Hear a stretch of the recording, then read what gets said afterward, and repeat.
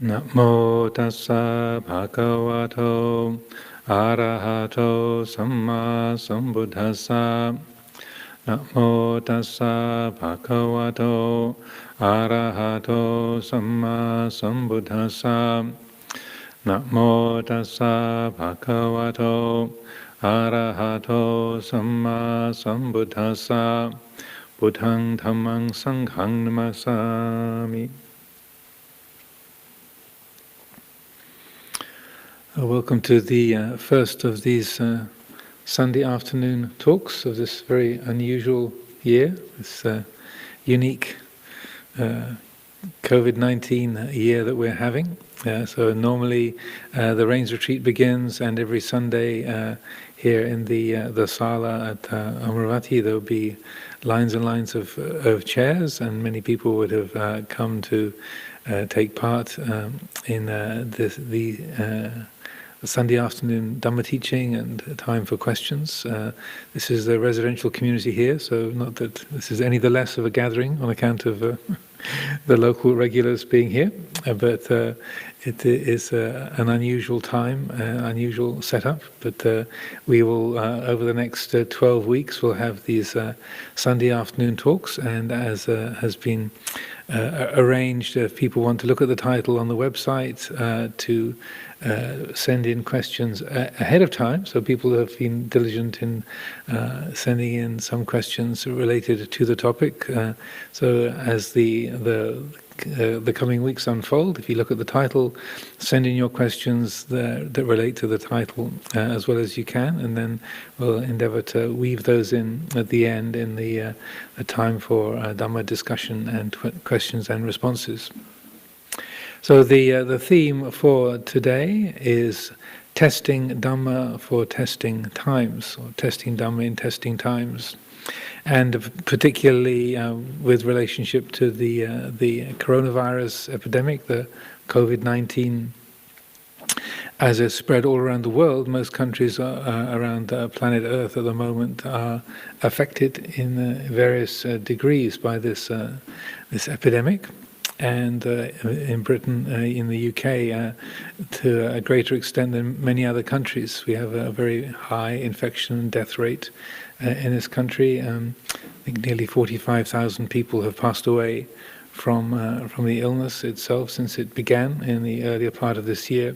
And so it's a matter of great concern. And as people know, particularly within this country, we've had a lot of restrictions. Amaravati is still closed down to visitors. That's why we haven't got 100 or so people who've come to join us for the afternoon, but it's the local regulars. And that the prospect of opening up a little bit next month is there. We're still not absolutely sure we'll be able to do that because of the seeing whether there's another spike beginning with the increasing of infections or not. We'll have to wait and see. Everything is very uncertain in that respect. So these are testing times. And so when we use a phrase like that, and being given this title for the opening talk of this session, then I think it is good to look through what the various tests have been, particularly a sense of containment. Yeah, if people who have needed to travel have had to do a whole setup of making sure they're either quarantined before they set off, or they have a period of quarantine when they arrive. When they're traveling, they have to have rubber gloves. They have to be observing all kinds of cleaning protocols along the way for their travels.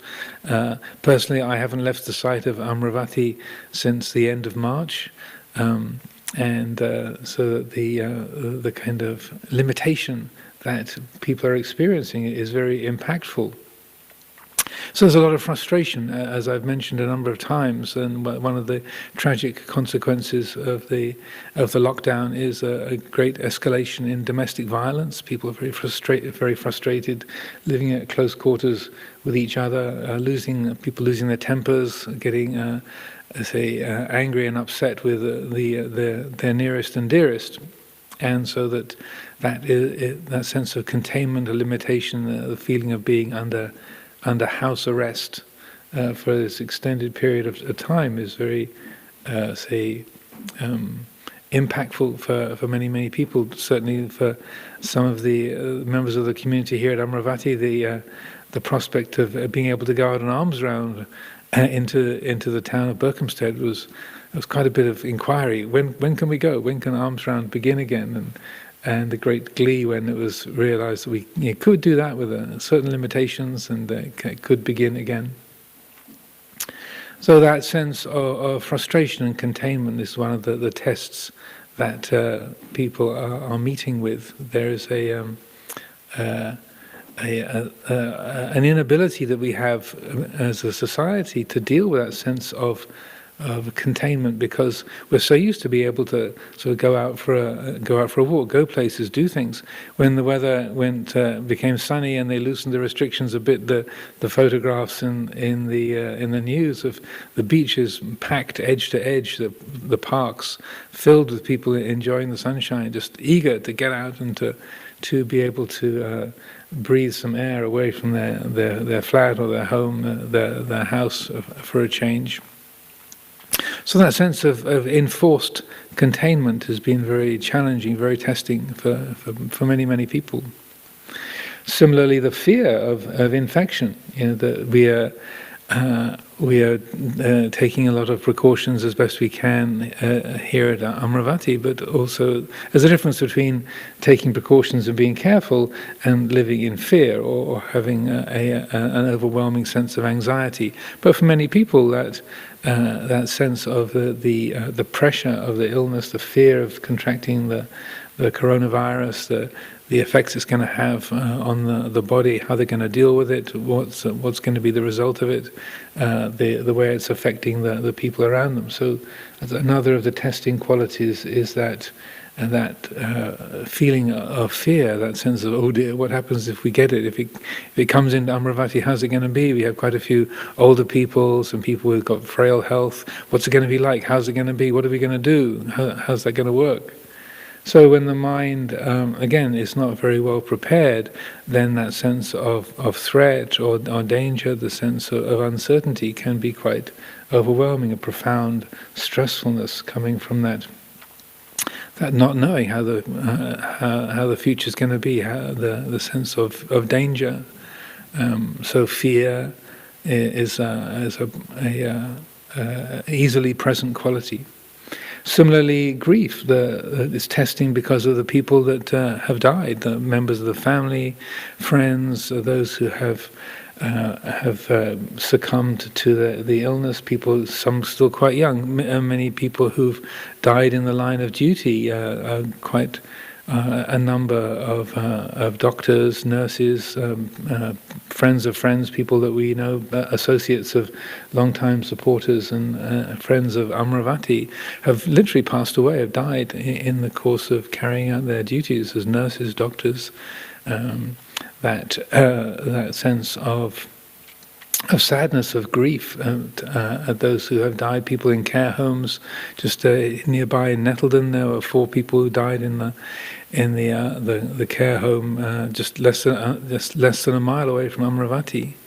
So this, nearly 45,000 people within this country alone have passed away. In the United States, nearly 130,000. In many countries around the world, Brazil in particular, but all over the planet, there is this sense of sadness and loss. That some places, the people dying so fast, they literally can't bury them quickly enough, or they can't cremate the bodies quickly enough. They're having to put bodies into refrigeration because there isn't the time or the people to take care of the funerals. These are sad and painful issues in our lives.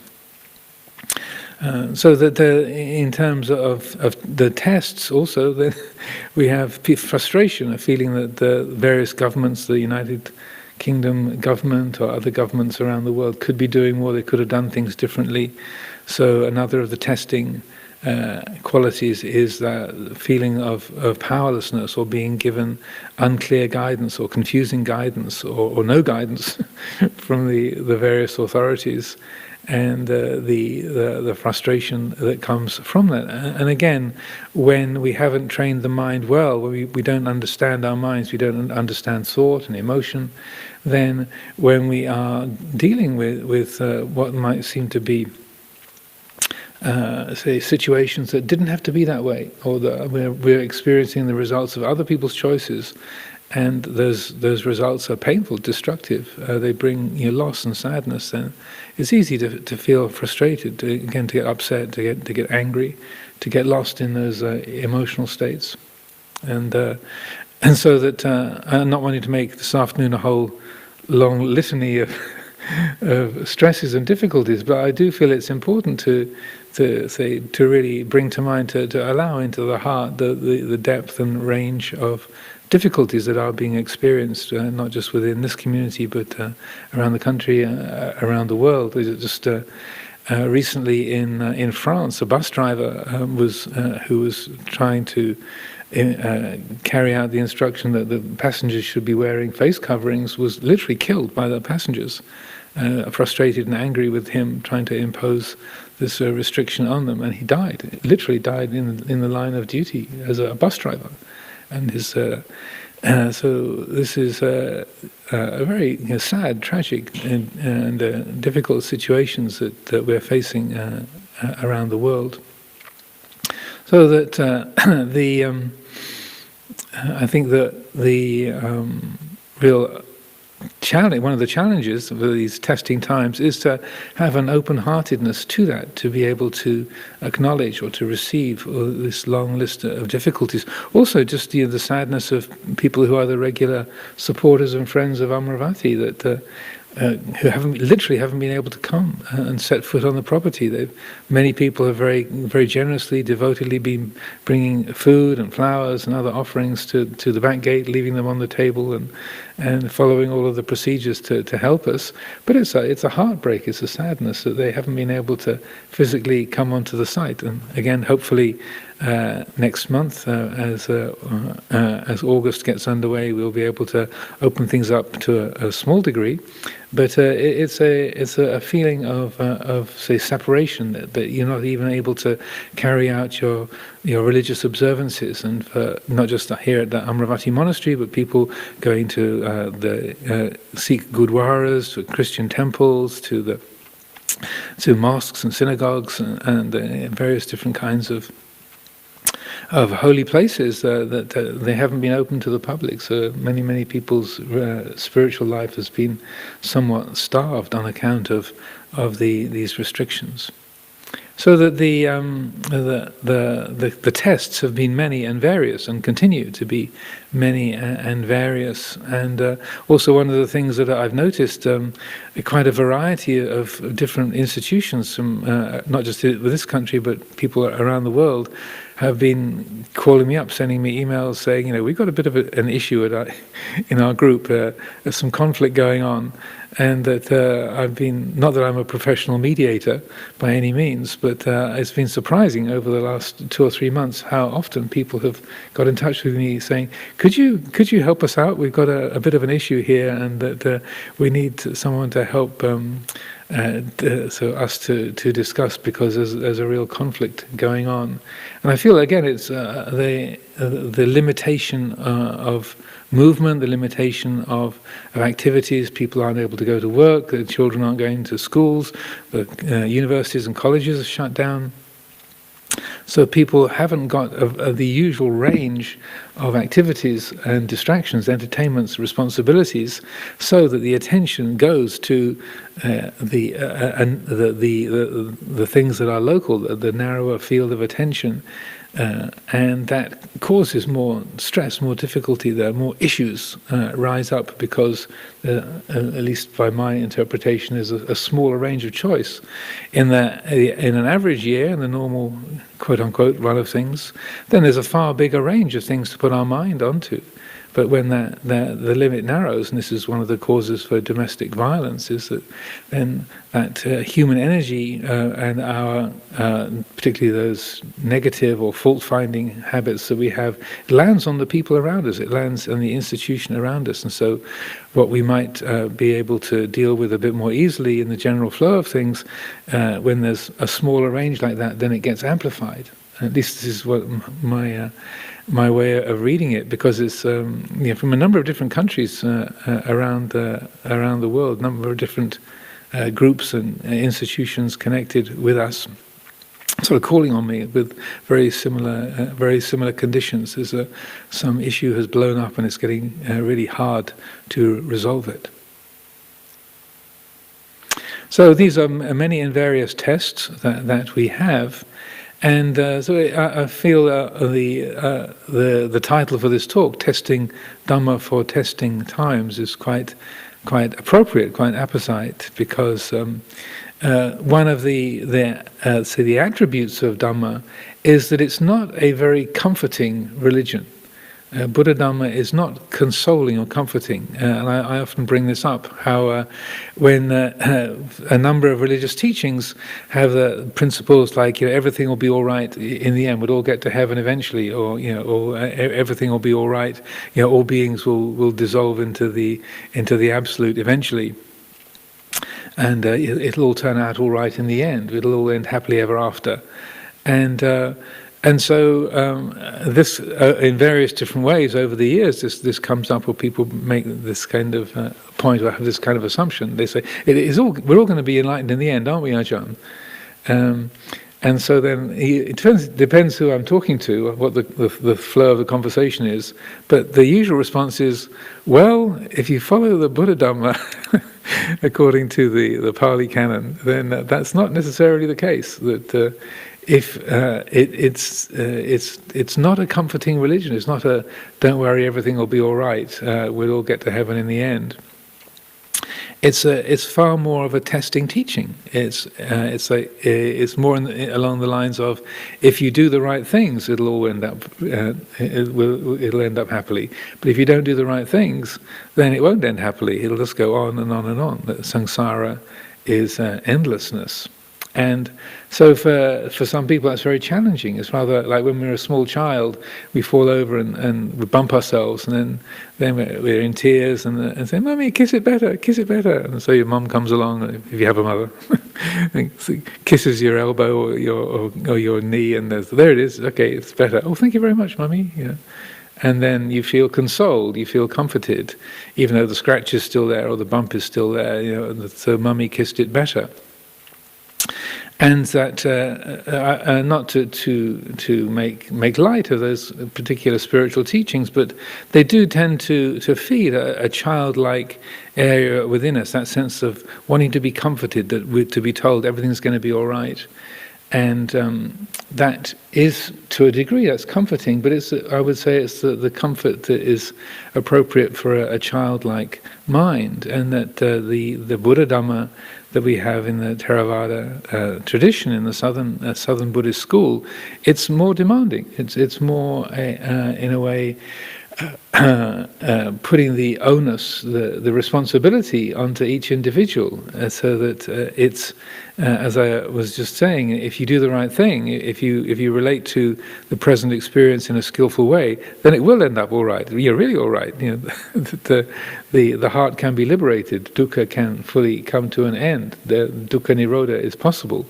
The ending of all suffering is possible. But if you don't do what's necessary, if you don't do the right thing, then it's going to go on and on and on. It's not going to end happily. The dukkha continues. And so the childlike mind within us says, "Oh, don't say that. Oh, please, don't take my hope away from me."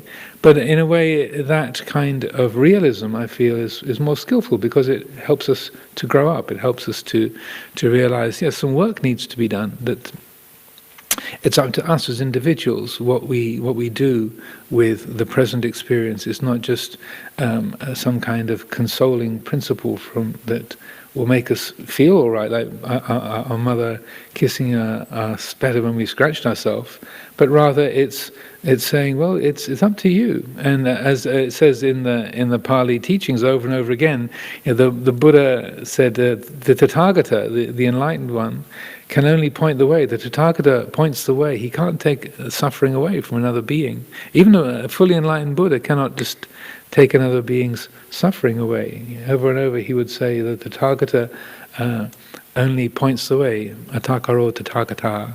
And Luang Por Chah was very, very fond of quoting that the Tathagata, the enlightened, only points the way. It's up to each individual to make the changes, to do the work that's necessary to bring about that quality of liberation. So the kind of dhammas that are encouraged, or the kind of practices that are encouraged, are testing, so that even though it might sound kind of depressing to say that we can't guarantee that it's all going to turn out happily ever after, or it's all going to be, we're going to get enlightened in the end. The Buddha's approach is to, in a way, to encourage us to turn towards what the issues are, where we get lost, where the challenges are, where the tests are coming. So if there's a test, it's better to be prepared for the test, to do your homework, to do your revision, to get ready for the test, so that we're able to deal with it, to work with it when the tests come. So the first thing that came to mind in this respect is what we call the 4 heavenly messengers.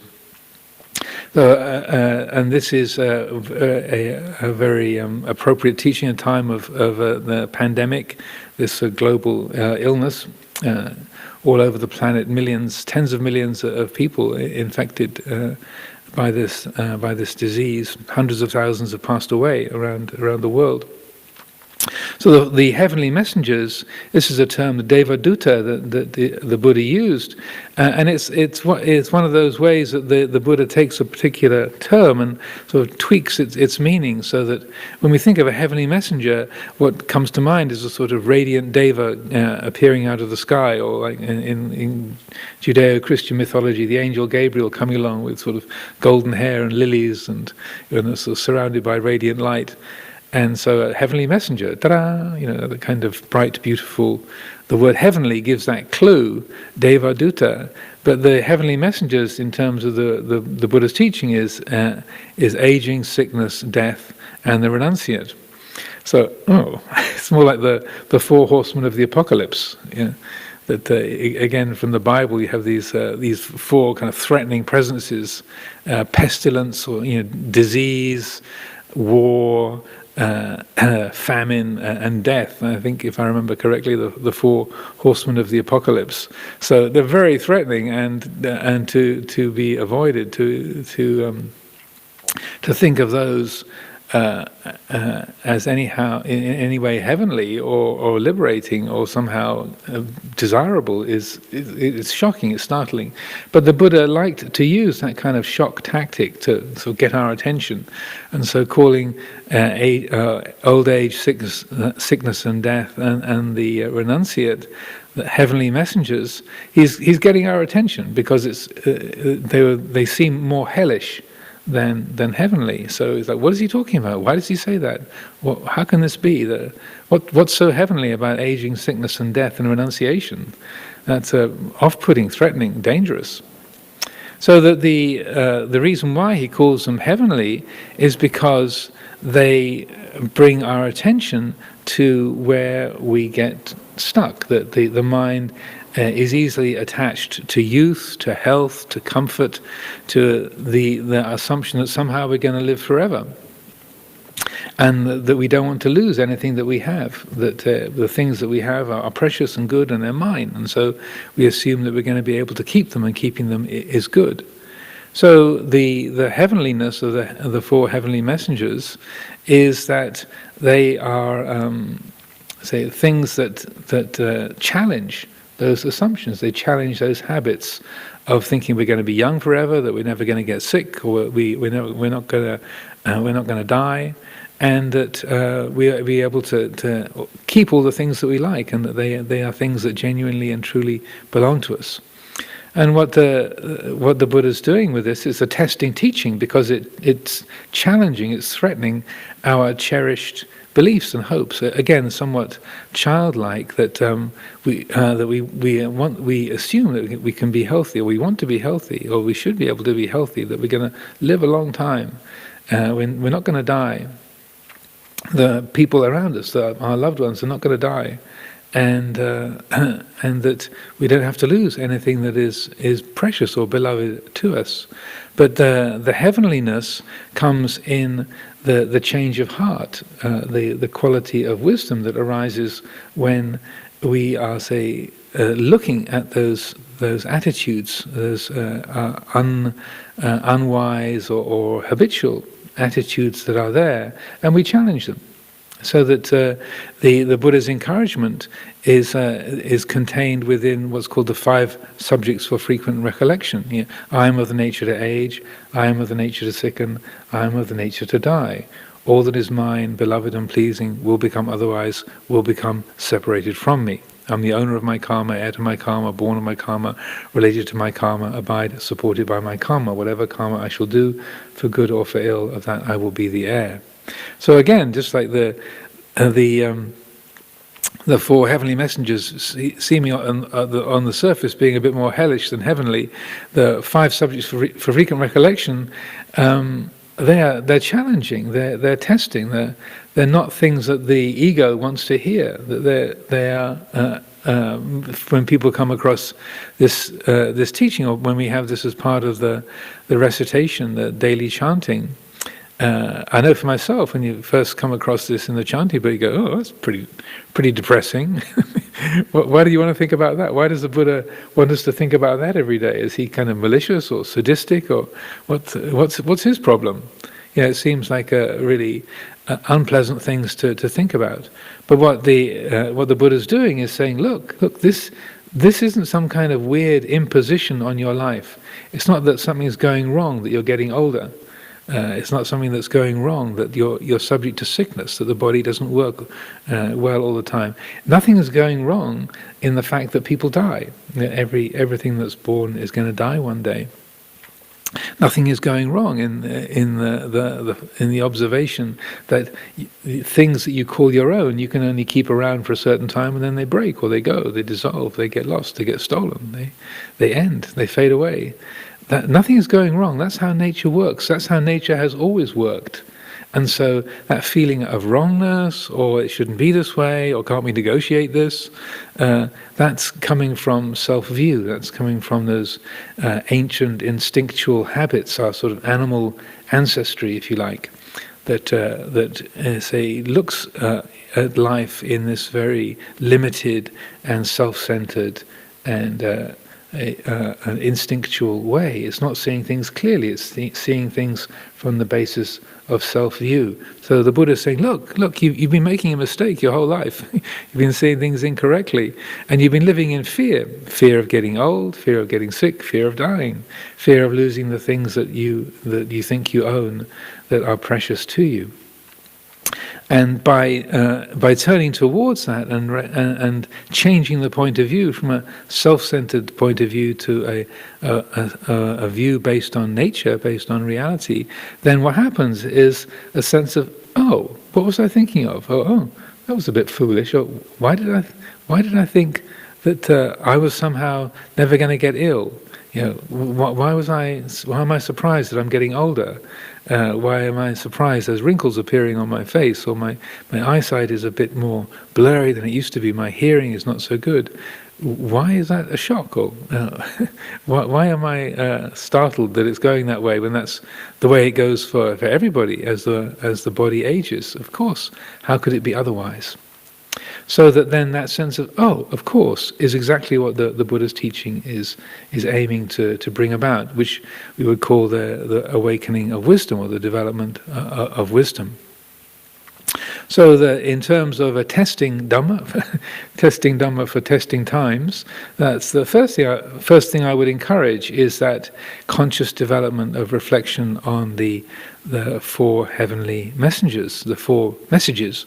And then the fourth of those, the renunciate, the story goes that it was the considerations before the Buddha left the palace when he was a bodhisattva. He was one on the path to enlightenment, on the path to Buddhahood. He considered that he said, this body is subject to sickness, it's subject to aging, it's subject to death. Why should I, who is subject to sickness, to aging, to ailing, to death, also seek after that which is subject to aging, to sickness, to death? Why not seek the unaging, the unailing, the deathless? And so that was the line of thought, the pattern of thought that he had that caused him to leave the palace life, to leave his marriage, to leave the family, and to take up the life of a renunciate. That in later times that got woven into an account of him leaving the palace with his charioteer Channa and seeing an old person, a sick person, and a dead person, and a wandering monk. But that's in the Pali Canon. That story comes from the life of the Buddha Vipassi many eons ago, but it got melded together with the life of the Buddha Gautama. But certainly, what we have in his own account is that pattern of consideration that I just described. That's what led to him leaving the palace. So that fourth of the heavenly messages is renunciation, which is in Pali is the word nikamma, and it's one of the paramitas, one of the spiritual virtues. So I think it's also helpful to consider in terms of these testing times and practices appropriate for these testing times, is to consider, what do I think of as being mine? What do I think of as being, say, my property or my rights? Because there's a lot of renunciations had to go on. People are under sort of enforced enclosure, under sort of house arrest for several months, that our freedom to go where we want to, do what we like, has been lost. But is it, if we change the attitude towards it, if we cultivate that quality of nekamma, then that,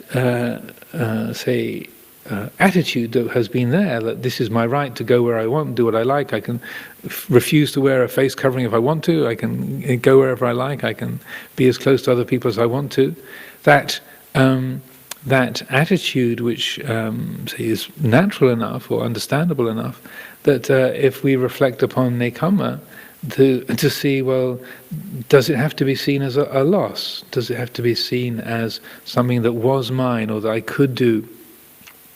Something that was my right? Or was it just that at that time there was a possibility to do that? At this moment, it's not possible to do that. The limitation, there's limitation in where we can go, there's limitation in what we can do, limitation in who we can spend our time with or how close we can be to other people. That's the pattern of things at this time. For those who have illnesses, not just the COVID-19, but have injuries or illnesses, become paralyzed with motor neuron disease, or have injuries that make them paraplegic or quadriplegic, limitation of movement, limitation of speech. People have strokes; they can't speak or they can't move. Then they're confronted with exactly this kind of challenge in a very radical way. But again, if we're wise and we consciously cultivate the quality of nekamma and that change of attitude, then we can recognize, well, I could see clearly for a while, but now my vision is gone. I could move around for some time, now I can't move anymore. I used to be able to think clearly, now I can't think so clearly anymore. That has, say, been lost to me. And there's, even though that might be challenging or shocking, like, well, no, don't say that, or it's not so easy, or that's awful, that's terrible. Again, this is a testing teaching, and I think it's helpful to reflect upon that how much we take for granted. We are very presumptuous that just because now I can talk, I can think of words, one day the words are going to run out. even for a loquacious person like myself, I can see a few people smiling like, Ajahn Amaro, their words are never going to run out. They will. There might be 120 by the time they run out, but they will run out one day. Absolutely guaranteed. They can't flow forever, or they get very scrambled along the way. And that's how it is. And if we change our attitude, and to see, well, that was how it was. I had that capacity for a time, and it was enjoyable, but now it's gone. Then, even though that faculty or that thing that we thought was ours, or that we were the owner of, or that was our natural capacity, it's revealed, well, it wasn't. It was just there for a time. It was impermanent, and now it's gone. One of the most impressive books and films that I saw in recent years was called The Diving Bell and the Butterfly.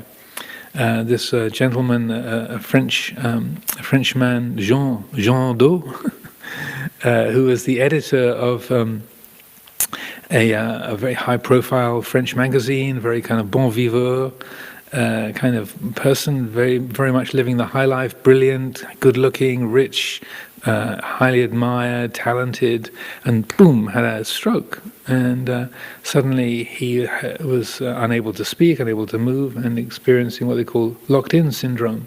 He could blink one eye, and then the diving bell of the title of the book, he wrote the whole book through blinking his eye, through blinking out messages through the one eye he had movement in.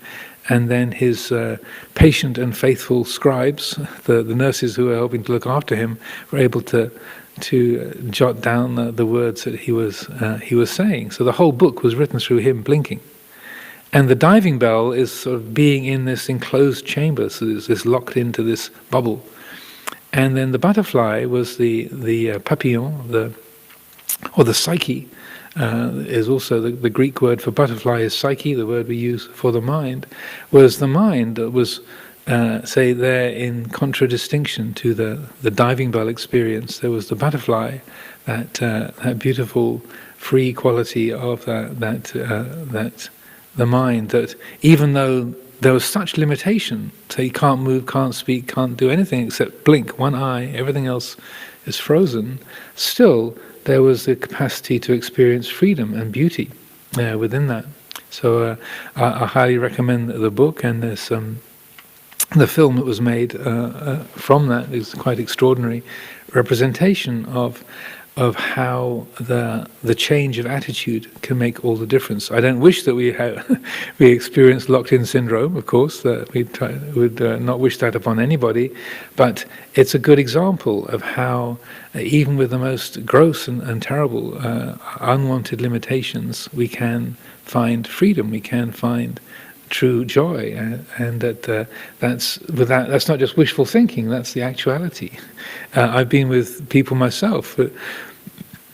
One gentleman I went to see just before, a few weeks before he died, in Addenbrooke's Hospital in Cambridge, and he couldn't speak. He was suffering from motor neuron disease. His body was slowly getting more and more paralyzed, and he could speak through he had a knitting needle between his teeth, and he could point to letters on a letterboard, so he could speak through a letterboard. And he was one of the most joyful people I've ever met in my life. A man called John Nightingale, and it's very like the song of a nightingale. he had an incredible sparkle to him, and he was, with all sincerity, pointing his knitting needle around the hospital ward and saying through his letterboard, "I feel really sorry for all these people. They're just the doctors, the nurses, that they're rushing about thinking they're in control of things. If only they knew." And it was extraordinary. He really meant it. It wasn't just wishful thinking or looking on the bright side. You could see he really felt sorry for the able-bodied people who were rushing about doing their thing and being kind of important doctors and efficient nurses and such like. It was a really beautiful encounter with him. So nekamma, the word nekamma, the etymology of it, the root of it is not choosing the delicious or not choosing the delightful. So ne as in no or not, karma as in sense pleasure. So the mind that is not investing in the pleasurable. So it's not to do with aversion to pleasure, but it's a way of not being swept along by that in us which wants to choose the good, the comfortable, the beautiful, but rather is finding a quality of clarity and ease, whether the pleasant or the delightful is around or not. The heart which can really enjoy the present reality, whether there is comfort and deliciousness and beauty or not. So it's choosing that which is not conducive to sense desire, sense pleasure. So nes karma. So another of the qualities of testing practices is patience. That the parami of khanti, the spiritual virtue of patience. Again, we don't need to be patient with beautiful, pleasant, delicious, delightful things. We instinctually we want more of those. That if it's beautiful and delightful and pleasant, yes, more please, thank you very much. And that's how we are. That's the mind's conditioned, an ordinary relationship to the pleasant. So we don't have to be patient with pleasurable experiences. Patience is appropriate in the face of discomfort, of the unwanted, the unlovable, the difficult. So to be patient is to change the attitude towards that which is unattractive or challenging, that which is the heart meeting with what it doesn't like, the unlikable. So that particularly physical pain, and so all these situations of frustration, being locked down, being told that you can't do this, you can't do that. So patience, I like to talk about as it's not the English connotations of patience are gritting your teeth, like okay, you'll just be patient. It's a sort of begrudging, as a resentful. You just sort of gritting your teeth. You're not going to run away. You're going to stick with it. But there's a negativity there. There's a buckling down. But you're waiting for it to be over. You're using strength. You're not running away from it. But there's so that's not a bad thing. But the patience, which is the liberating quality of the paramita of patience, it's not just a gritting your teeth and sort of muscling through something painful and just waiting for it to be over, but it's a learning how to not wait. So in terms of a test, the test of true patience is how to let go of time, to not be waiting. So genuine patience is to not be creating time. That there is nothing but this present reality. The mind is not creating a future that is promising something more comfortable, or when this difficult thing's going to be over, or this problematic situation. When the epidemic's gone, next year it'll be over, won't it, Ajahn? Okay, we can bear it for now, but in August people will be able to come, or we'll be able to travel around a bit more, or come the end of the year, you will be able to come to Thailand, won't you? So to be patient is to let go of time. Like one way that Luang Por Chah put it once was to say, a spiritual seeker, a samana, has no future. Which again, to the ego, is like, don't say that. No future. That's death. That's awful. To say no future means no prospects or no hope. But what it's pointing to is a change of attitude, that the mind is not creating an image of a future time and trying to invest in that image, but rather it's fully open to the present, even though there might be a veneer, a layer of discomfort or difficulty or something that is bitter or unwanted. To be truly patient is to say, here it is. I'm not waiting for this to be over. There's no me here wanting something to be different over there. But there is this. It's exactly this way. And I often, in this respect, talk about a time when we had during the winter retreats, when Luang Por Sumedho was teaching here back in the late 80s, early 90s, we used to have 4-hour sittings a few times during the winter retreat period. And the rule of the 4-hour sitting was that begin at 1 o'clock, finish at at 5 o'clock, and you had to stay on your mat. You had to. You could stand up. You could change your posture, but you weren't allowed to leave the space of your mat. And so that from 1 to 2, 2 to 3, 3 to 4, 4 to 5, 4 hours. That was your spot. And so on this one occasion, I was in my sort of heroic take no prisoners kind of a era. I decided, okay, well, yeah, it's a 4-hour sitting, but I can quite comfortably manage to stay on one spot for 4 hours. I'll determine to not change my posture for 4 hours. And so this immediately set off every kind of tense, reactive process in my being, and immediately I was in agony after about 5 minutes. When normally I could sit for an hour and a half without too much discomfort. In this particular instance, I was in agony after a few minutes, and then whimpering after an hour, like, why do I do this to myself? But I'd made my resolution, so I was going to stick with it. Then after an hour or so, I was sort of whimpering inwardly. I opened my eyes and I looked around the room, and there was 60 other people in the room that I had completely ignored for the previous hour. I was so wrapped up in my own misery that I had forgotten that anybody else existed. So I thought, well, if I'm going to be here and uncomfortable, at least I can do something useful. So I decided I'll just spread loving kindness to everybody else in the room. And okay, my legs are on fire and they really ache and it's miserable and horrible. That's going to be the case anyway. So let's just generate loving kindness, because everyone's really working hard to try and deal with their minds here, and at least I can create some positive vibrations. So I started doing metta practice for everybody in the room, and lo and behold, my body started to get more comfortable.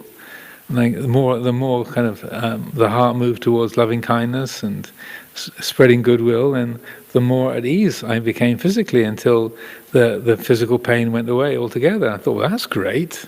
That's a neat trick. As soon as I thought that's a neat trick, surprise, surprise, the agonies all came back. Okay, no tricks. It's not just metta with no strings. Whether the pain comes back or it doesn't, I don't care. Just have loving kindness for all beings. And to my amazement, to cut a long story short, when the Luang Por rang the bell at 5 o'clock, my first thought was, oh, I was enjoying that, which was not the thought I was expecting. But I had assumed that when the bell went, there'd be, hurrah, I made it, and I can get away and be comfortable. But to my surprise, I'm not trying to make any claims, but it was oh, no, I was enjoying that, because what was being enjoyed was that wholesome, loving attitude. And yeah, the body was when I paid attention to it, it was it was a bit stiff and achy, but that was very much in the background, and the discomfort was hardly was kind of negligible, hardly made an impact at all. So that. That quality of loving kindness I feel, is also tied up with patience, that sense of an open-heartedness to, here it is, it's this way. You're not waiting for the painful or the difficult or the frustrating to be over. You're not waiting for the government to change its policies so they'll get everything right for a change. Or you're not waiting for the neighbors to be quiet so that you can be comfortable for a change. You're not waiting for your partner, your Ajahn, or your neighbor to act in ways that don't irritate you. In this moment, it's exactly this way, and we begin to see, just like with the 4 heavenly messengers, it's the wanting things to be different, that hoping it's going to change into something that you like, being afraid of it changing into something that's even worse. That hoping and fearing is the generator of so much suffering. And when the heart lets go and sees things in terms of nature, in this moment it's exactly this way. Whether you like it or you don't like it, here it is. It's like this, like the aging process or sickness. It's exactly this way. And so then, true patience is that openness of the heart and not creating time and the causes for that tensing of the heart. It's not creating a sense of hope and fear. It's not creating an imaginary future and then trying to occupy that. Oh, another of the things I feel is useful to share in this respect is how we are very much a part of the Thai forest tradition, and this is our origins, our ancestry from Luang Por Chah, Luang Por Sumedho, and the Dhutanga traditions of Thailand. And so Dhutanga is the word used to define the ascetic practices that the Buddha allowed.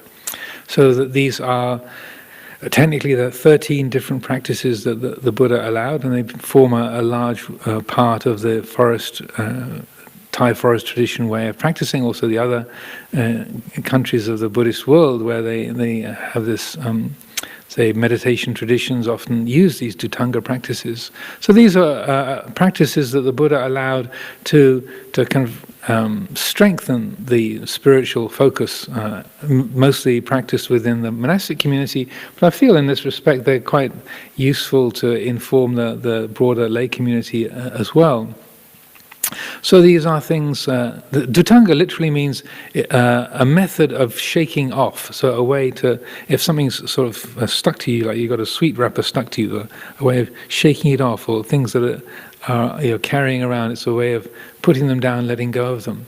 So the Dhutangas are means of shaking off attachments and unskillful habits. So what they're aimed at the habits of dependency on food, on sleep, on personal space, on physical comfort. So the Buddha didn't allow his disciples to torture themselves. He didn't agree to any of those kind of destructive ascetic practices. But the Dhutangas are things like practicing eating only one meal a day, or just eating the food that you get on the alms round in the village, and not getting not receiving any food that's prepared in the monastery. It can be just like living under the foot of a tree rather than living inside a building, or wearing clothes made out of discarded cloth rather than using cloth that's freshly woven cloth that's given to you to make robes from.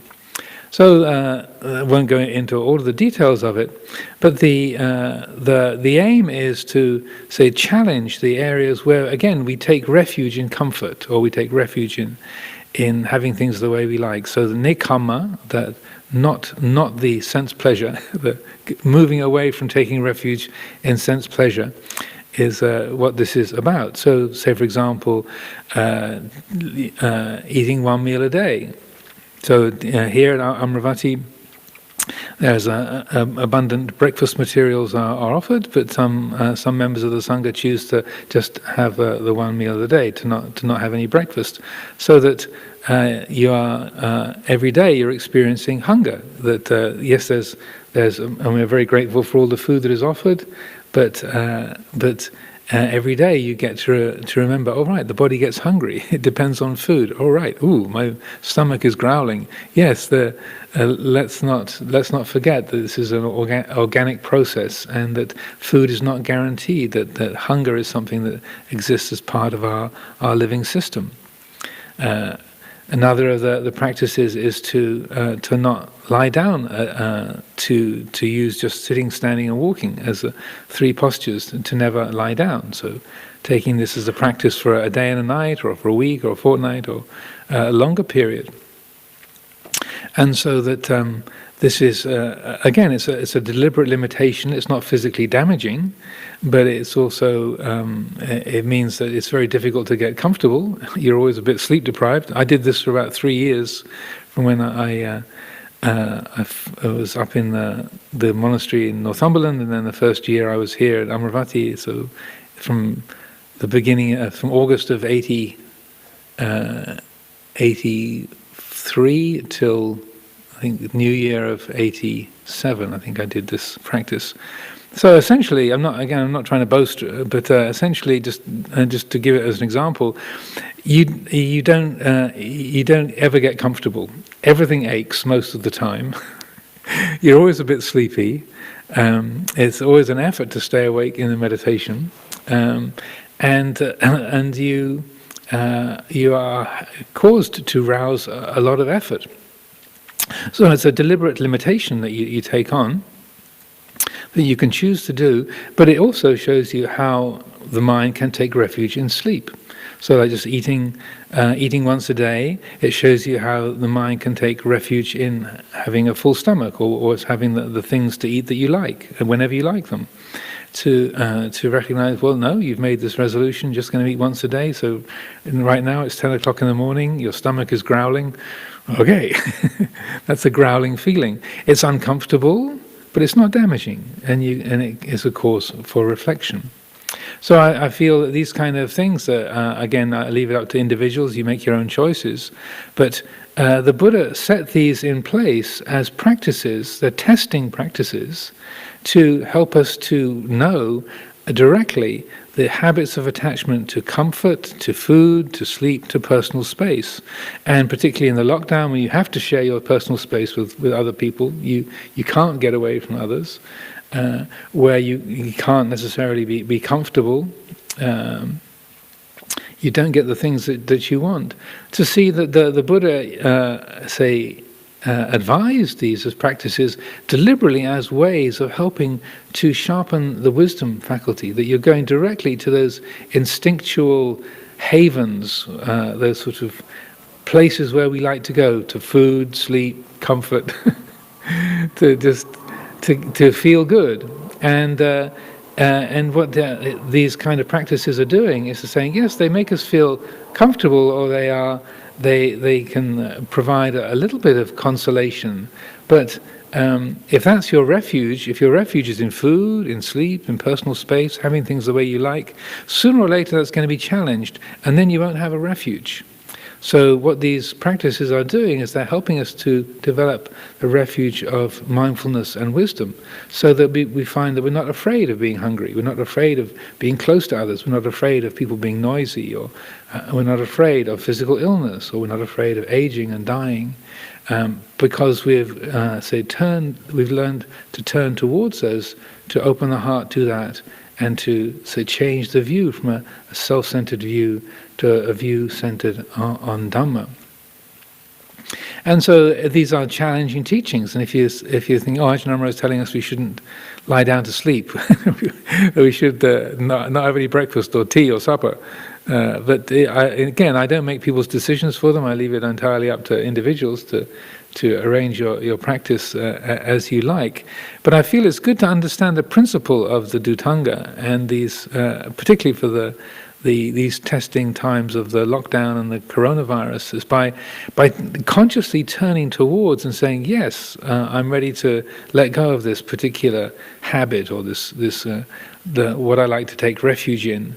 And I'm ready to put that aside for this period of time, just to see if I can find that quality of peace and clarity, that spaciousness, even in the midst of limitation.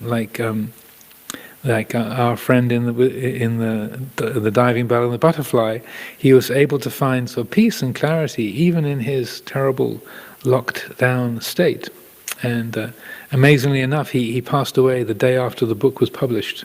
They were able to show him a copy of the book, and then he died the next day. At least maybe they tweaked that for the script of the movie, but I think that's what actually happened. That the book got printed, and then he passed on. So again, people are, you're free to make your own choices. But I feel if we understand this principle, this is actually a method that the Buddha encouraged. A way of training the heart. These 5 subjects for frequent recollection, they're for the lay community as much as they are for the monastic community. They're a way of consciously turning towards the unlikable, the unlovable, and then witnessing the transformation, that sense of, oh, there's nothing to be afraid of. Oh, there was nothing that was owned anyway. How could anything be lost? Because nothing was really mine in the first place. Oh, what a relief. And that, oh, what a relief, that's the point of the whole thing. That's the purpose of it. Again, to quote Luang Por Chah, one of his very clear and incisive statements on this was, if you put it all down, you'll see the truth. If you don't, you won't. Again, it's a bit blunt, but if there's things you want to hang on to, if you want to negotiate, fine. People, we make our own choices. If you say, well, can I hang on to this? I say, well, you can try. there's some particular precious thing you want to try keeping, okay, it's up to you. But the place that statement of Luang Por Chah's, the place that it comes from is that nothing can really be owned, nothing can be kept. The things that we think of as being ours have never really been ours. So when he says, if you put it all down, you'll see the truth, is really saying, if the heart really awakens to the reality of things, then you realize that nothing could be owned in the first place, so nothing can be lost. If the nature of the mind, the heart, is Dhamma in the first place, what can be lost? What can intrude? What can cause imperfection? What can really be a burden? So what this is doing is helping the heart to awaken to its own nature as being Dhamma itself.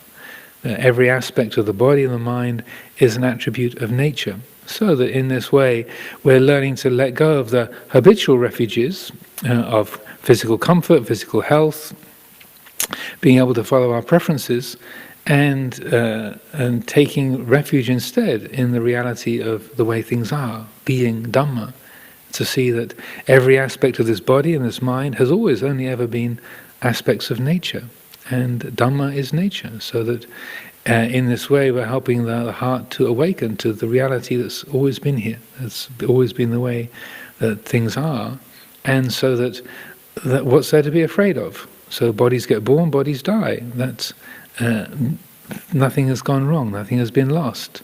I can say that in a bit of a glib way, and you say, well, it's not so easy, Ajahn. But I feel it's good to clarify those principles. So if when a being is born, is nature added to? When a being dies, is nature diminished? That the natural order carries on in its own extraordinary, magnificent and multifaceted way, and it's because of our attachment to particular aspects, particular parts of that natural order, that we create stress and difficulty, alienation, confusion. But when there is an awakening to nature, when the heart awakens to the reality of things and its own qualities, then the result of that is freedom, is ease. Even in the face of illness and pain and difficulty, there's no wrongness being, say, imputed to the present moment experience.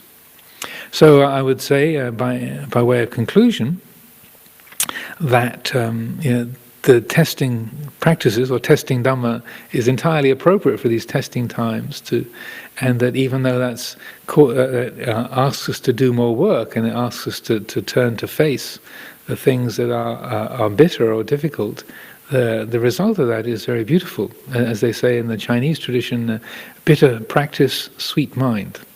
That's in a way a summary of the Dhutanga approach, that by turning towards the painful, the difficult, the unwanted, then the beautiful, the wonderful is what is revealed. So I offer these thoughts for consideration this afternoon.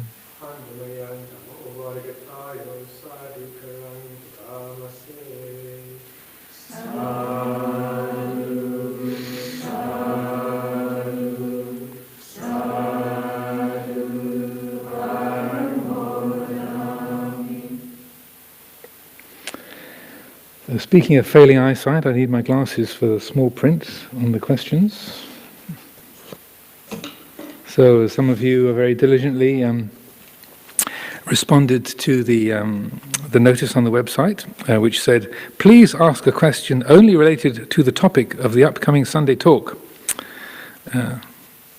Of course, some of you didn't read the label. Or maybe you did read the label and say, well, I'm going to ask my question exactly the way I want to, anyhow. There's always some who like to be at 10.5 degrees to the horizontal. That's the way it is, part of nature. So the first one, testing times, ? Throughout this pandemic, I've only been required to work 2 days a week on full pay, and have spent most of the time sitting in the garden or walking in the park, and meditating several hours per day. I would say it has been the most wonderful opportunity to have a break and the least challenging time of my life. So, sympathetic jealousy might be arising. I'm about to enter a 6-week period where I will not be required to work at all, still receive full pay, and the demands on my time are likely to be almost zero. However, I know that come September, my workload is likely to increase enormously. Do you have any advice on how to go from 0 to 100? I feel that I might be unprepared for the change come September. Thanks for your live streams over the last months. Well, I would say take on a few of these Dhutanga practices. Get ready for a bit more limitation. Consciously undertake a bit more of the work that you could do, what work can be done remotely from home. But also, I would say more importantly, to actively contemplate the anicca, the anicca sanya. So, like for myself, so when I'm walking along around the limited pathways that I walk on here at Amaravati, I would consciously reflect. Well, today I can walk. Tomorrow I might not be able to. Today I can see. I can enjoy the beautiful colours of the summer flowers and the blue sky today, but. Who knows when my vision might go? My mother lost her eyesight when she was 70. Her father lost his eyesight at 70 before her. I take after both of them. I'm 63. So who knows whether my eyesight will also start eroding at 70 or even before. Yeah, but both of them had macular degeneration and were. Neither of them ever complained about being blind, but they both had that experience. So I consciously reflect on my eyesight. Okay, today, beautiful colours, blue carpet, red walls, brown monks, dark brown nuns, white anigarikaras. But in a few years, maybe colours will be lost. So that kind of conscious contemplation, okay, today there is this, tomorrow who knows, or later today who knows. And that because it's that kind of complacency, taking things for granted, that sets us up for suffering. And that when we are able to recognize, okay, today it feels like there's no responsibility, and I'm enjoying this, but how long will it last? How long can it last? What am I depending on? What am I taking for granted? What am I presuming here? And so that with our mental faculties, our ability to hear, to move, your ability to work, you're assuming that you will still have the capacity to work in September. Maybe you'll have an aneurysm and your brain will stop working, or maybe you won't even be alive in September. Maybe you'll get the COVID-19, and there's numerous cases where people went from being perfectly healthy, getting the disease, and 2 weeks later passing away. And so that. Not that I'm making any predictions, but notice the things that we take for granted, and that really bring them home, take them to heart, and then see the effect of that. So then, when say the challenges do come, then you've done your homework. You're ready for those. Say the array of things, the array of challenges or possibilities that arise, and because that kind of reflection and using your imagination to look, to explore, and to see where the mind is getting habituated or taking things for granted, then that prepares us. That brings a quality of adaptability. You're ready to see things in a different way. You're ready for things to change, and so then you find yourself, okay, today no workload, tomorrow big workload. Okay, and the heart is more adaptable and open to those changes. The next one. Does the Dhamma support civil disobedience if we believe our governments are lying to us about the COVID pandemic? Well, again, I don't make people's decisions for them.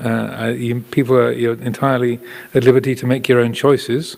I feel civil disobedience, or getting out into the streets and making your point, keeping the precepts is absolutely guaranteed to be a way to that leads towards peacefulness. So, in terms of civil disobedience, then there shouldn't be any deliberate harming of other beings, or deliberate use of intoxicants, or lying, or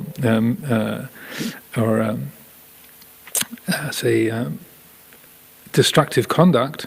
but to express your opinion and to let your perspective be known is entirely appropriate.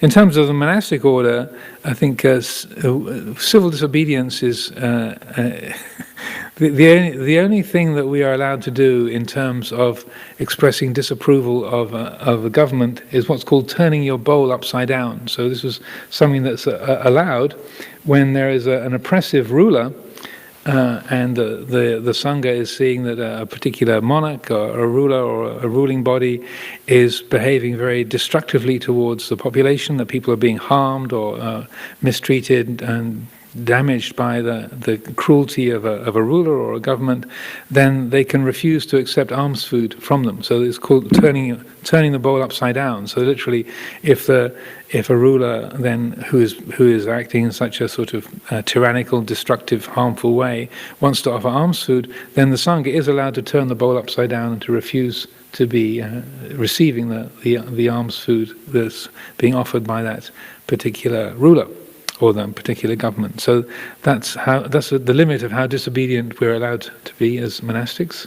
But I think it's also one of the important things in terms of the monastic tradition, maybe is a good point to make in respect to this, is that we're never taking sides with particular political parties, and so that the monastery and the monastic order is there to be a spiritual resource for everybody. So whether a person comes here and they're from the left wing or the right wing or the green wing or the purple wing or the middle, wherever they happen to be, whatever political allegiance they have, the monastery is a place where they can say derive spiritual nourishment, and they can receive spiritual guidance and get perspective on the work they're doing and the attitudes that they have. And so within our tradition, and particularly in Thailand and within the monasteries of Luang Por Chah, Luang Por Chah was very, very rigorous on this, that everybody is welcome. And so that it's kind of amazing, interesting that you sometimes get people from very, very different political persuasions happily sitting next to each other in the meditation hall. And some people who have, had very, very different backgrounds, very, very different views, they're still human beings. They have a body, they have a mind, they still suffer because of the results of attachment and clinging. And so the Dhamma is applicable. You're not saying that you agree with their political opinions, but it's important that the monastery is a resource for everybody. And so that, as I said, that the one gesture that the Sangha is allowed to make is the turning the bowl upside down. But I've only ever heard of that being done once in modern times, and that's just hearsay. I've never actually seen anybody do that. I've never done that myself. So I think it's a very, very rare instance.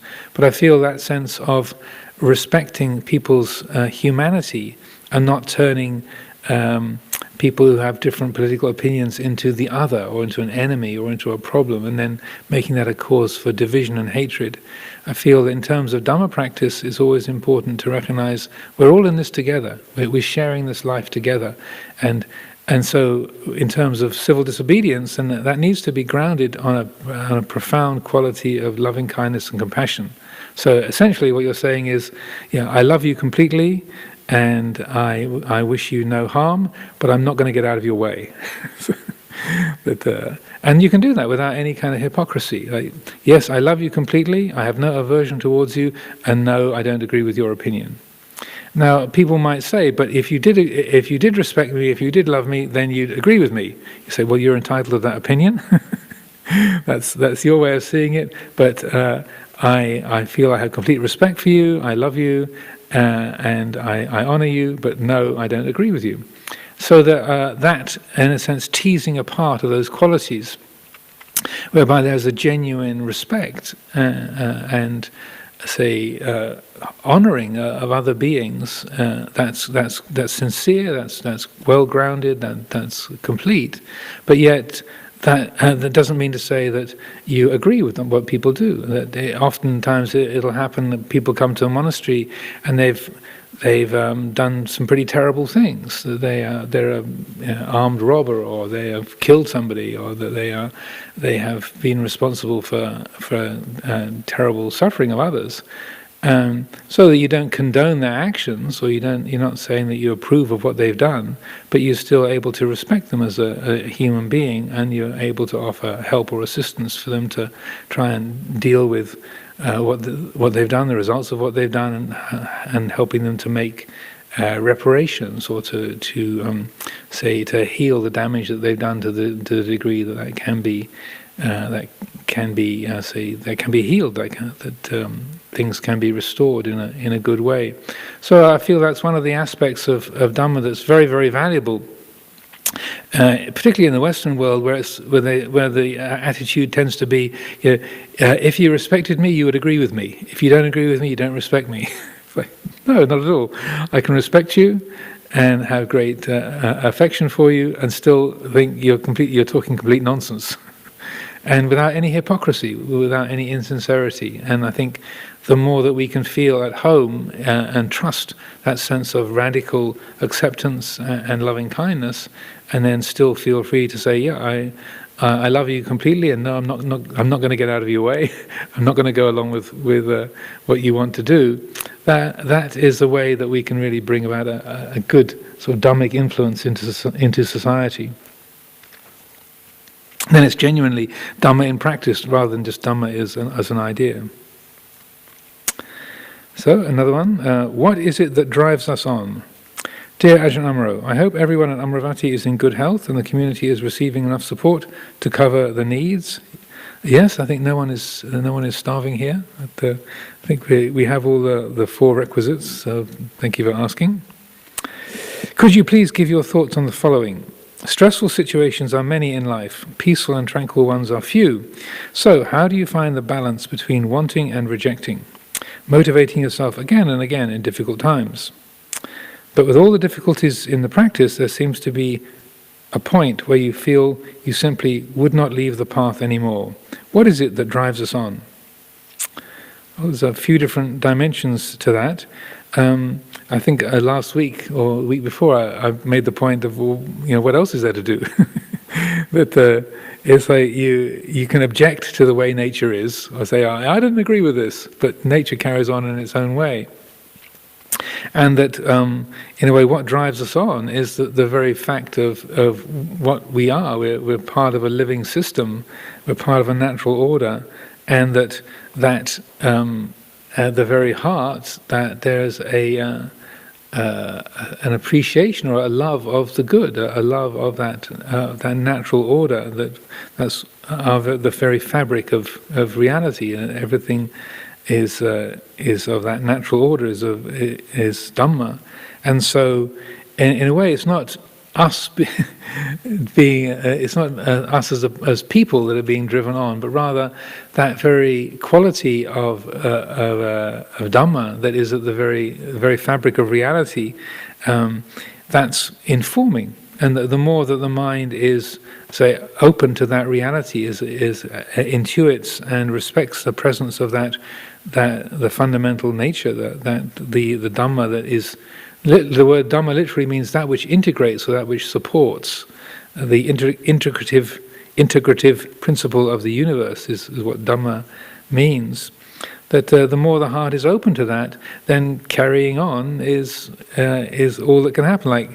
It's like talking to the sky and saying, "How do you carry on?" Well, he's just this is the way that the planets and the sky and the universe are. It's not an effort. It's just the natural ordering of things, if that's making it clear.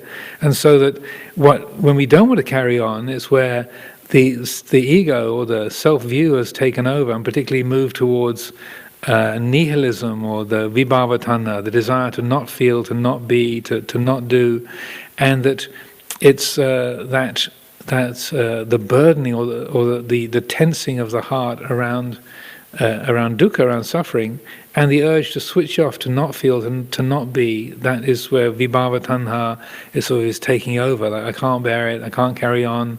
I've had enough of this. I'm out of here. that's really an imposition upon that natural order. That's like the self-view, and particularly vibhavatana, the desire to annihilate or get rid of, is swamping, is obscuring that natural Dhamma, which is the very heart of things. So that the more that self-view can be seen and can be challenged, then the less power it has. And the other side, the bhavatana, is me wanting to become something, to be something, to have and to kind of have a defined existence. But both bhavatana and vibhavatana, they both obscure the reality. They both obscure the Dhamma. Next one.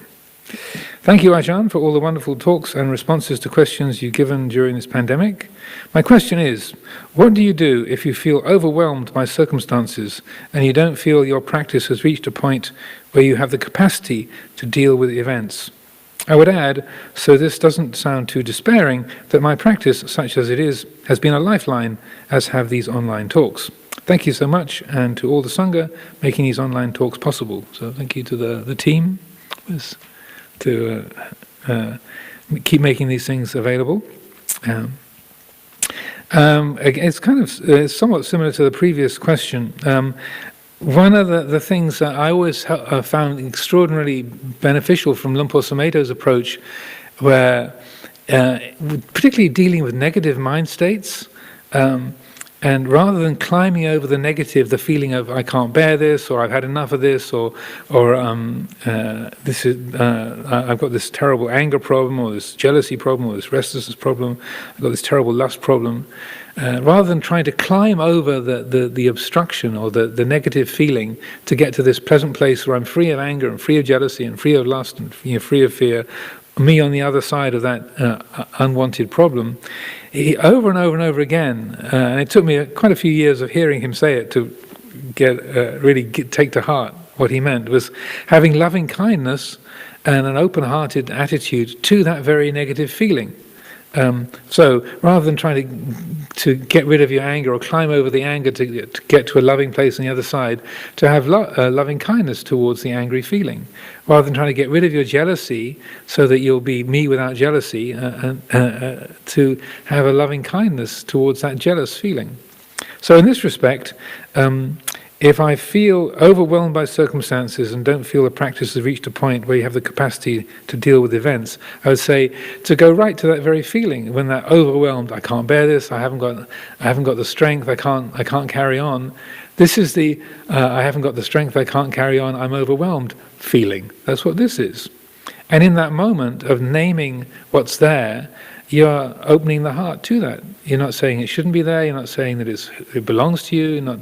It's not defining the limits of your world in any way. It's just, here it is. This is the I'm totally overwhelmed and I can't carry on feeling. That's what this is. And that which knows the overwhelmed feeling isn't overwhelmed. It's like that which knows anger isn't angry. That which knows jealousy isn't jealous. That which knows lust isn't lustful, and that which knows happiness isn't happy, which is maybe a bit more challenging. But that naming of what's actually present to the degree possible, that is so helpful. And I do this as a practice regularly, every day, pretty much, as far as I can tell. That this is the oh dear, what am I going to do with this? Not another one of these feeling. That's what this is. And that in that moment of recognition, there's a kind of spaciousness, there's a disentangling, and there's a knowing, it's an object, it's an event, it's a thing, and that which knows the thing isn't the thing. Oh. And that once again, is the aim of these kind of practices. So this is a response to the please ask a question only related to the topic. The response is very clever. I'll just stick to the talk. So to say. So you follow that? So that it's like they were about to come up with a completely different question, then they read the instruction. Damn! So then they honorably and respectfully choose to follow the instruction. Thank you very much. I wouldn't say it's particularly clever, but it's what we call a skillful means, an upaya, to try and keep things on topic to the degree possible. So I will just stick to the talk, so to say. Appreciate your work, Ajahns. Without monastics, I would be lost. I feel the wisdom of all the talks I have listened over the period of years. Now I stop. Okay, so no question. Very good. Dear Ajahn Amaro, I was ill several times in the last few months and the doctors prescribed antibiotics. Given that bacteria are living beings, are Buddhists allowed to take antibiotics? Thank you. Well, I would say bacteria are generally a monocellular kind of plant life. So technically they are alive, but in terms of the monastic rule, if you can't see any living thing, then it's outside of the precepts. So that the Buddha was quite practical and sensible in this respect, so that rather than having the nuns and monks worrying about taking life of things they can't see, the rule that we have is if you can't see it, if it's not visible to the naked eye, then essentially don't worry about it. But bacteria, I would say, are plants. They are a very, very simple kind of plant life, rather than animal life, as far as I know. Things like parasites, like a tapeworm is an animal, but bacteria is much, much more simple. And so that taking antibiotics to say, remove the negative effects of particular bacteria, I would say it's more along the lines of washing the mud off the carrots before you eat them, or cleaning under your fingernails. Fortunately, mine are clean today. So cleaning out under your fingernails. So just as if you're removing the dirt from under your fingernails, or you're washing the mud off the carrots, it's like you're doing that as a basic way of trying to maintain well-being and your own health. And so that it's a beautiful thing to be respectful to all living matter, but we do have to draw the line somewhere. And so that, because if you were trying to never even damage any bacteria, you'd never clean under your fingernails, you'd never wash your carrots, you'd never wash your hands, and so then you would probably get very ill very quickly, and a much larger life, the human life that you have as a living being, as a living human being, would be compromised by a sort of well-intentioned respect for other living things. So I would say it's the question represents a very noble, respectful attitude towards all living things. As bhikkhus, as monks, we are not even allowed to damage a plant, so that like a living plant. So I can't say pick a rose off a rose bush myself, but I am allowed to take antibiotics, and so that I don't have any hesitation in taking antibiotics if I need them. I also clean under my fingernails, and I would happily wash my teacups and such like, so that then the bacteria don't accumulate, and try to use a particularly in this COVID-19, I'm washing my hands about 10 or 12 times a day, and obeying the stipulations to help out of compassion for other people to not be spreading any viruses that might be on my hands or I might be carrying around. So that I feel that it's important to recognize that the preserving or looking after the well-being of this life is very significant. It's also interesting that only about 10% of the DNA in a human body is human. 90% of the DNA in our bodies is other living systems. So that our body is more like a metropolis. It's like a kind of a farm or a forest, or a great complex array of living things rather than a single entity. But in order for that entity to survive in a healthy way, then we need to balance how we look after all of the other beings that help to make up this life of ours. So that I hope that's clarifying, and that if you're prescribed antibiotics, you don't feel any hesitation in taking them, because it'll help to keep your life going a bit longer, which is probably of great benefit to you. And I'm sure your family will be very pleased to know that you're also doing what you can to look after your life for your benefit and for the benefit of others too. Dear Ajahn Amaro, thanks for providing the Dhamma Talk sessions during Vasa lockdown. I'm going through quite a hard testing time at the moment, recent mental health illnesses in the family. And whilst I can see the Dhamma of suffering and the cycle of it coming and going, it is so hard to keep up with the mindfulness, skillful actions. I used to use the 4 Brahma Viharas to support me during this testing time, but found it difficult, especially with metta. And then I switched to the Eightfold Path and have found right intention, right mindfulness and right speech very useful, so that I don't add more suffering to the current situation. Sometimes despair sets in too, and I have also said and done unskillful things when I'm overwhelmed. The path is very hard. Any advice, Ajahn? Many thanks, sadhu, sadhu, sadhu. Well, there's a lot of different things in there. Similarly to what I was saying earlier, both finding practices that bring a good result, try things out, you make your own choices, and I fully support if one pathway doesn't work, try another one, see what the results are, learn for yourself, see what is beneficial for yourself, and then when there is that overwhelmed feeling, and also a sense of regret if you've done or said things that are unskillful, in that moment, here is the regret of having done something unskillful. It feels this way. Doesn't mean that we don't take action to do things more skillfully in the future, but in that moment, regret feels like this. It's this way. And then we are able to use the painfulness of those kind of states, but we're not stressed or burdened by that. So that when we are particularly dealing with complex or difficult situations, there's that sense of, what do I do with this? I'm out of my depth here. To use the quality of mindfulness to say, okay, I'm out of my depth here. What do I do with this? That's what this feeling is. And again, I found that so helpful and beneficial in many, many ways. It really does bring about a change of heart.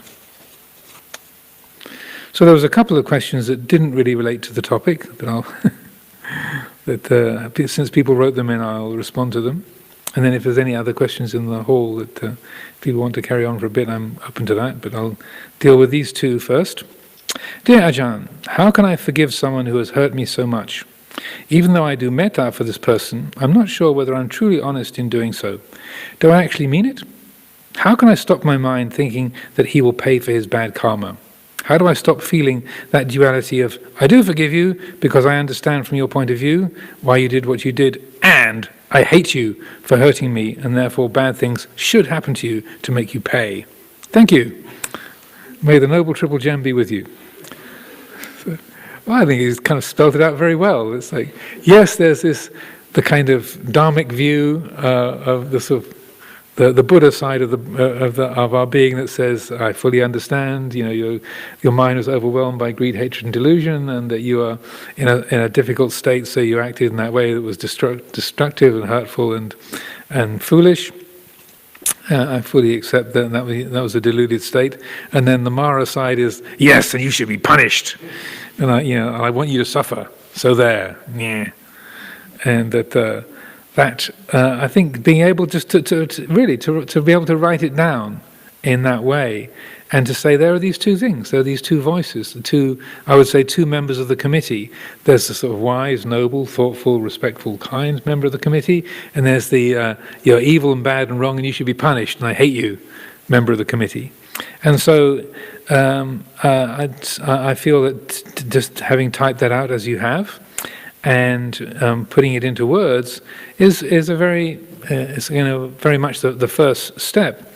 The way that the principle of the inner committee works best is if you have mindfulness and wisdom is the chair of the committee.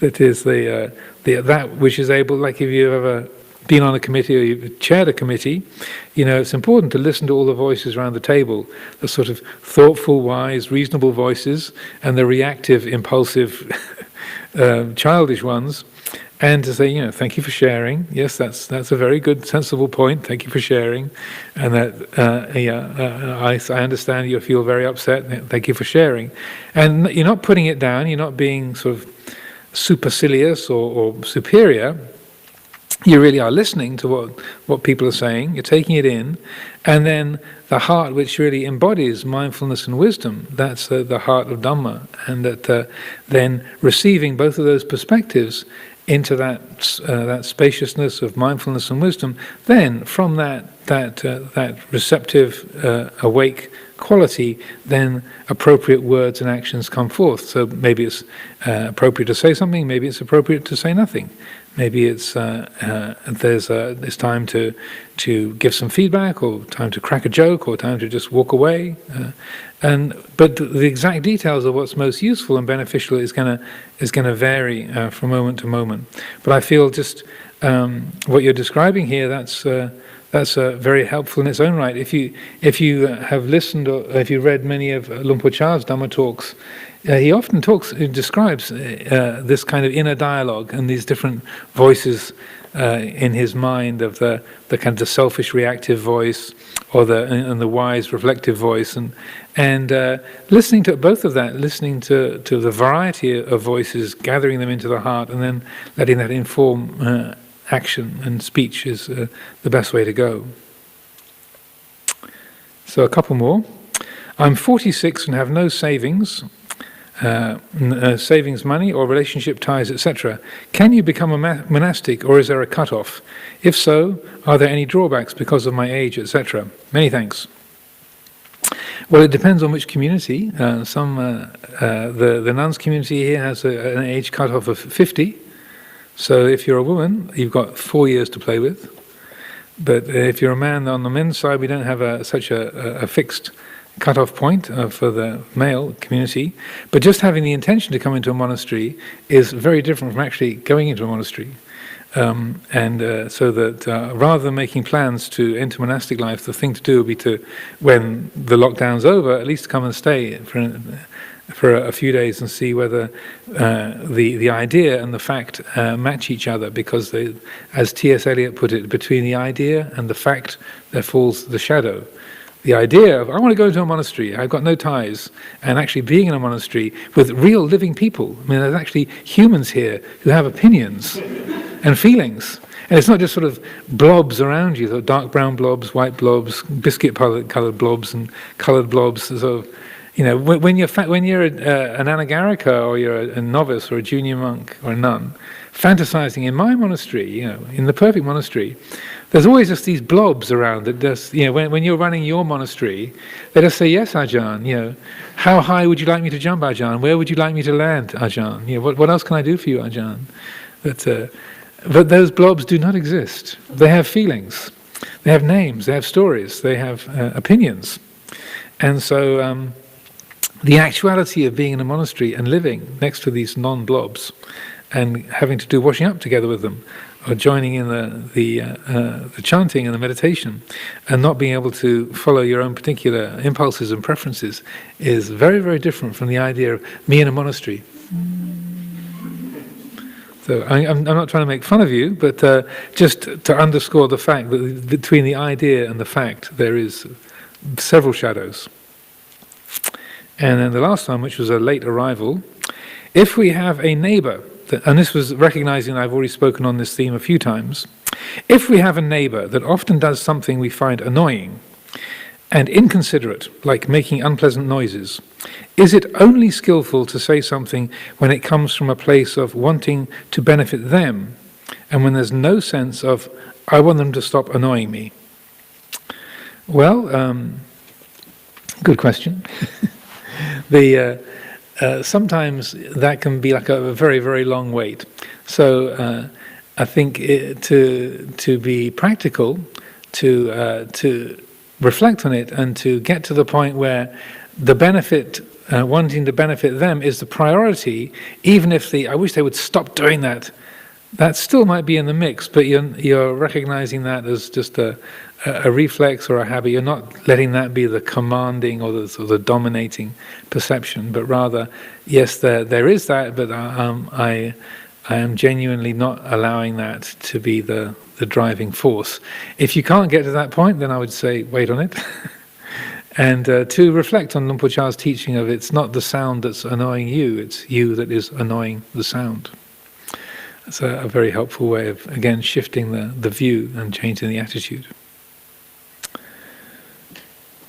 So I'm very aware that many people have been gathered here. Perhaps some of you who are here in the sala at Amaravati have your own questions that you might like to ask. We've been here for an hour and a half or so already, but I'm open to one or two questions from the floor if there are any. If there are none, then that's good too. But if anybody has a burning or a even simmering question, then please feel free to ask.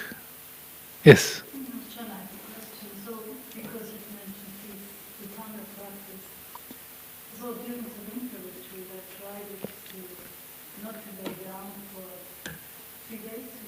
Uh-huh. And it was just horrible, so I decided not to do that.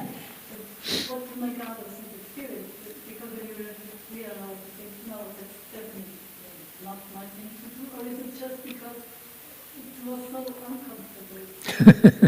What do you feel? Well, it's good. So Anagarika Margit was asking, said she tried the not lying down practice for 3 days during the winter retreat, and so it was really horrible. In a way, that's part of the program.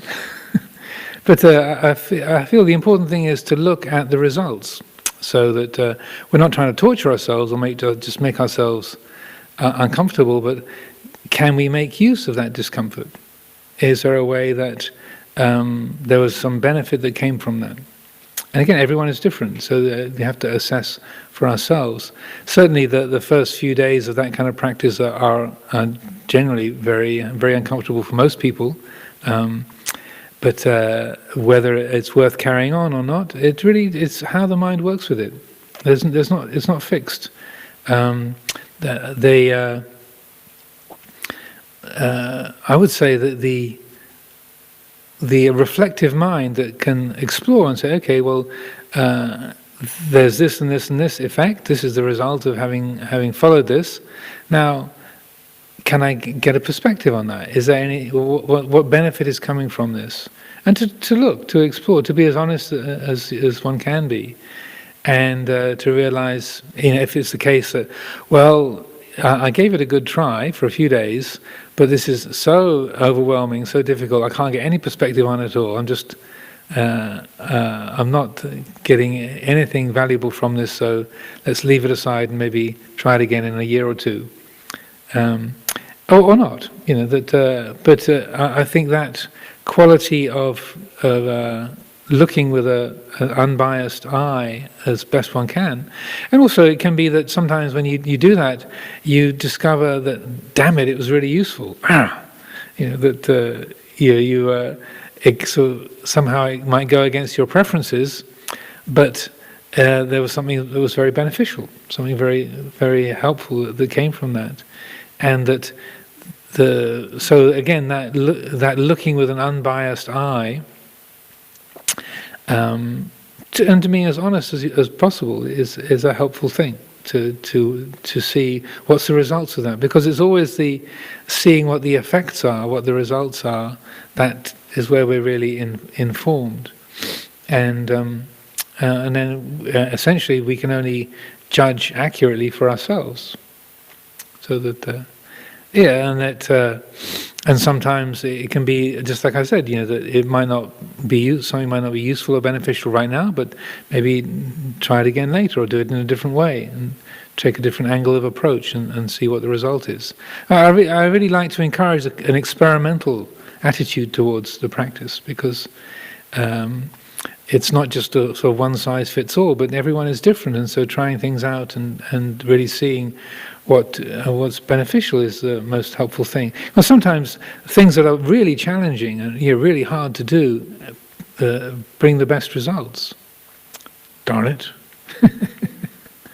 But again, everyone you have to judge for yourself. So I hope that's useful. Okay, is that enough for today? I think we can leave it there. Thank you for your attention and for everyone's good questions. And next week the theme is, I think it's the knowing in the knowing, is it?